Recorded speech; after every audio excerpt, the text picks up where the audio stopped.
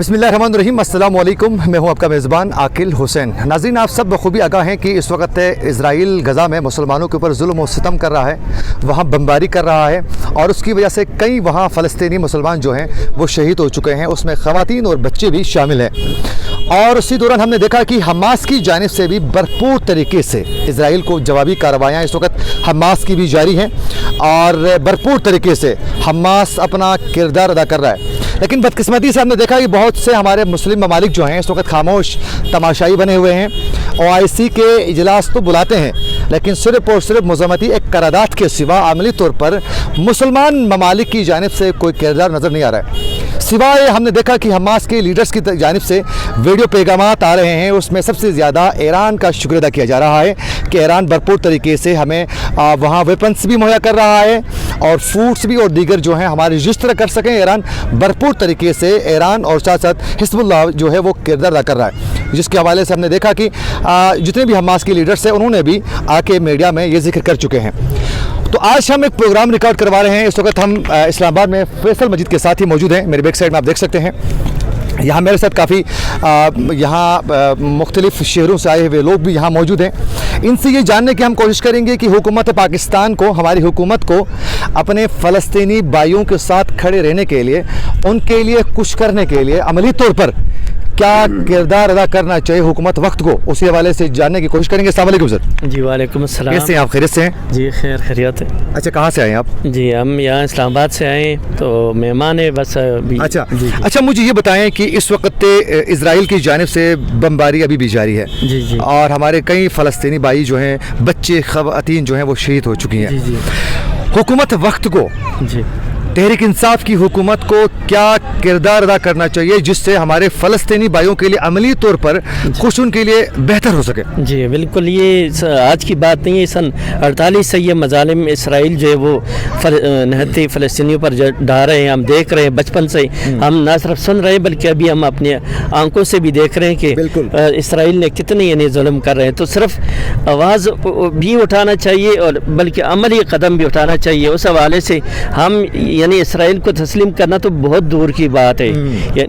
यानी हमें अमली कदम जो है अमली मैदान में आना चाहिए और इसराइल के खिलाफ भरपूर आवाज़ उठानी चाहिए अक़वाम आलम में, ताकि हम अपने यानी अपने फ़लस्तीनी भाइयों को ये एहसास दिलाए कि आप अकेले नहीं हैं, हम आपके शाना बशाना हम खड़े हैं और इंशाअल्लाह हम यानी जब तक ये मसला फ़लस्तीन का हल नहीं होता हम आपके साथ इंशाअल्लाह। अच्छा, मुझे ये बताएं कि परवरदिगार की ज़ात तो हमेशा हक़ के साथ ही है और फतह भी इंशाअल्लाह हक़ की ही होगी।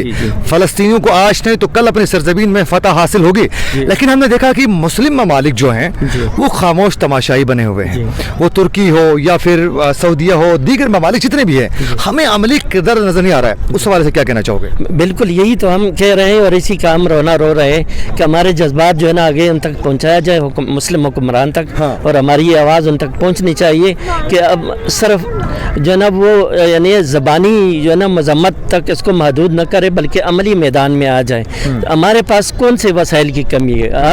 हर चीज़ है हमारे पास, तो सिर्फ अगर नहीं है हमारे पास इत्तेहाद नहीं है, इत्तेफाक नहीं है हमारे अंदर, अगर हमारे अंदर ये चीज़ आ जाए तो वसाइल की कमी नहीं, हम एक फ़लस्तीन नहीं जितने भी मुस्लिम ममालिक के मसाइल है हम वो हल कर सकते हैं, बशर्ते कि हमारे अंदर जो है वो इत्तेफाक और इत्तेहाद की बात हो। तो इंशाअल्लाह वो वक्त दूर नहीं है। एक वक्त था हमने देखते रहे थे कि गुलैल के साथ और वो पत्थरों के साथ जो है वो दिफा कर रहे थे फ़लस्तीनी भाई हमारे। लेकिन आज इस वक्त जो हम यानी चंद दिनों से जो हम देख रहे हैं, यानी हम भरपूर तरीके से हौसला अफजाई कर रहे हैं फ़लस्तीनियों की कि उन्होंने बहुत अच्छे तरीके से उनको जवाब, हमास खासकर जवाबी कार्रवाइयाँ जी हमास की तरफ से जो रॉकेट फायर या जो कुछ वो अपने वसाइल में वो कर रहे हैं तो वही भरपूर तरीके से जवाब दे रहे हैं। तो हम उनकी यानी भरपूर तरीके से उनके हौसला अफजाई कर रहे हैं। आखिर में हुकूमत पाकिस्तान को, इमरान खान को क्या पैगाम देना चाहोगे? जी बिल्कुल, हुकूमत से भी हमारा यही मुतालबा है कि वो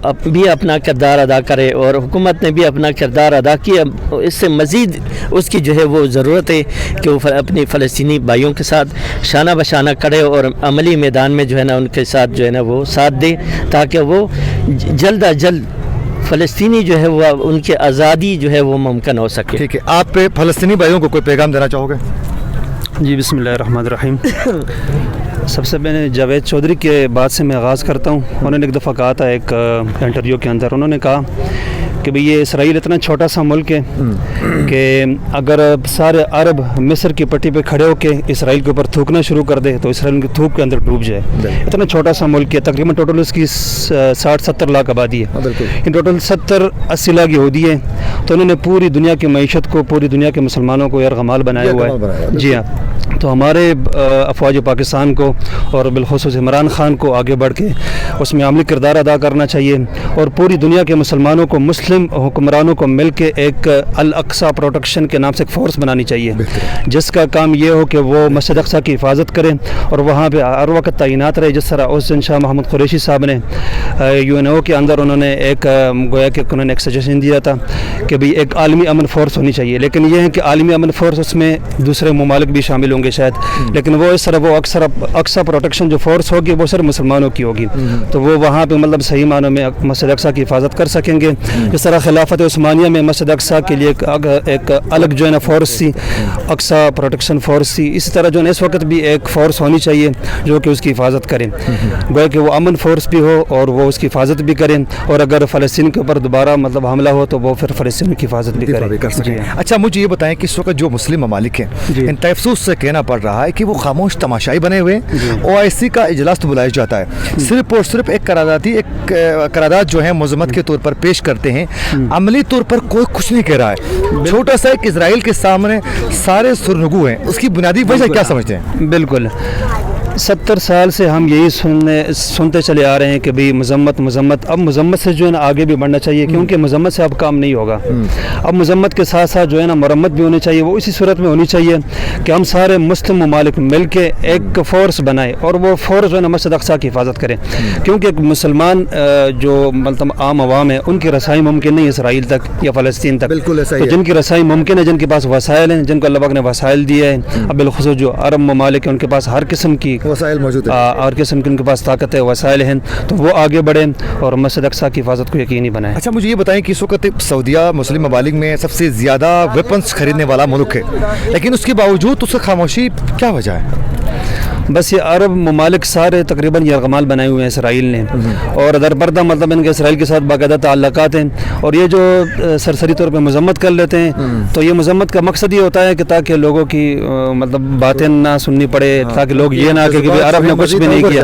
ہاں, عرب ممالک نے کچھ بھی نہیں کیا, یہ ویسے ہی سرسری طور پہ مذمت کر دیتے ہیں, لیکن حقیقت یہ ہے کہ یہ کچھ بھی نہیں کر رہے ہیں. اچھا, ایک اور ایشو ہمارے پاکستان میں موجود ہے کہ ہم فرقواریت میں مبتلا ہیں, تو اگر ہم تمام مسالک جو ہیں یہ باہمی جو اختلافات ہیں اس کو ختم کر کے اگر یونٹی پیدا کریں تو میرے خیال میں مسجد اقصی اور دیگر جتنے بھی تمام مسلمانوں کے لیے جو قابل احترام جو جگہیں ہیں, مزارات ہیں یا دیگر جتنے بھی جگہیں ہیں, خانہ کعبہ ہے, اس کی تمام حفاظت میں میرے خیال میں کوئی مشکل نہیں ہوگا. بالکل, اس میں کوئی شک نہیں کہ اگر ہم تمام مسالک مل جائیں اور مطلب کم از کم مسجد اقصی کے لیے سارے جو ہے اکٹھے ہو جائیں. اگر باقی نظریات میں اختلافات رکھتے ہیں وہ ٹھیک ہے اپنی جگہ پہ, لیکن جب اقصی کا معاملہ آ جائے نا تو سارے متحد ہوں اور سارے مل کے آواز اٹھائے.